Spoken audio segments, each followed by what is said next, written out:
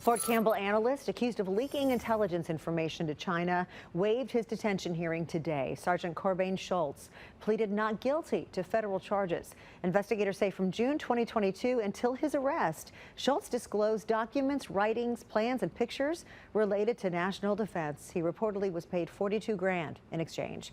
Even though Schultz waived his detention hearing today, he can still ask for one later. If convicted, each of those 6 counts carries a maximum sentence